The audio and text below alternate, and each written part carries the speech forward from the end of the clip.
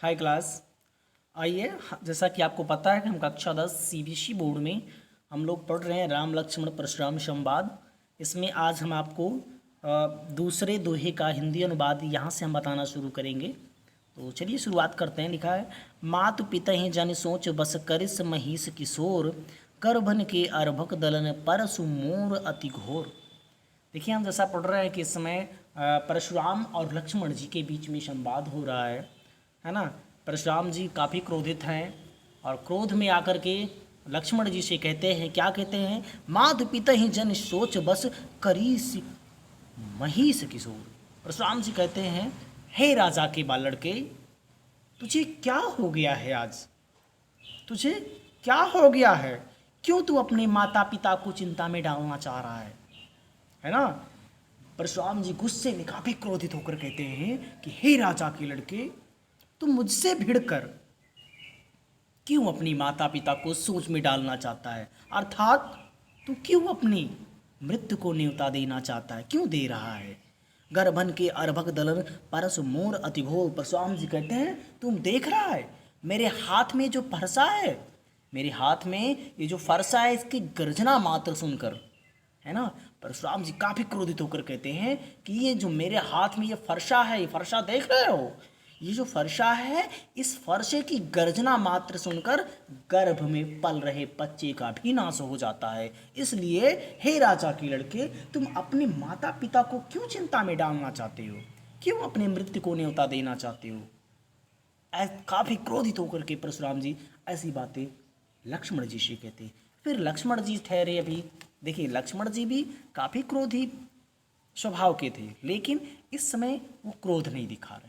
ठीक है, परशुराम जी के सामने वो क्रोध नहीं दिखा रहे, बड़े शांत हैं, मुस्कुराते हुए उनके प्रश्नों का उत्तर देते हैं। जब इतनी बात कहते हैं परशुराम जी कि क्यों अपने माता पिता को तुम चिंता में डालना चाहते हो, मेरा जो फरसा देख रहे हो, ये जो फरसा मेरे हाथ में है, इस फरसे की गर्जना मात्र सुनकर गर्भ में पल रहे बच्चे का भी नाश हो जाता। जब इतनी बातें परशुराम जी की लक्ष्मण जी सुनते तो बड़े शांत स्वभाव से मुस्कुराते उनके प्रश्नों का उत्तर देते। कहते हैं कि बिहस लखन बोले मृदुबानी, अहो मुनिस महाभटमानी।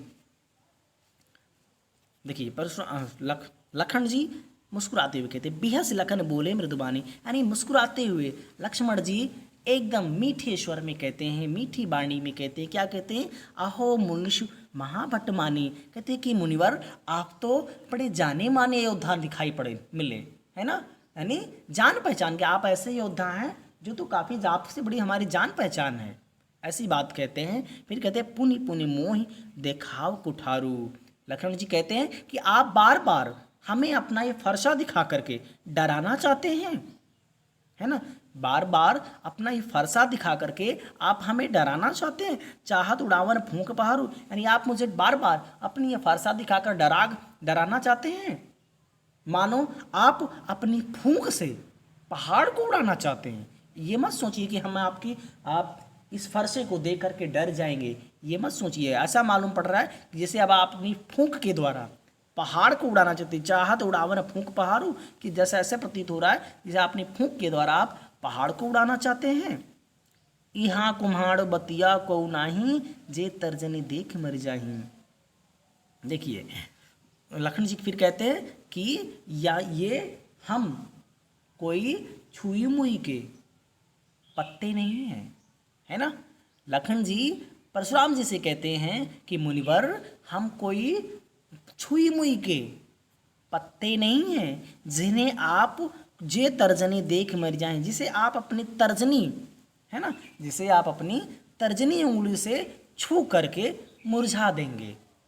लखन जी बड़े शांत स्वभाव मुस्कुराते हुए परशुराम जी की बातों का उत्तर देते हैं। कहते हैं कि आप तो काफ़ी जाने माने योद्धा हमें नजर आए, है ना, काफ़ी जाने माने योद्धा निकले बार बार, लेकिन आप बार बार हमें अपना फरसा दिखा करके डराना चाहते हैं। हम डरने वाले नहीं हैं, ऐसा प्रतीत हो रहा है मानो अपनी फूंक के द्वारा आप पहाड़ को ही उड़ाना चाहते हैं। हम कोई छुई मुई के पत्ते नहीं हैं जिन्हें आप अपनी तर्जनी उंगली से छू करके मुरझा देंगे।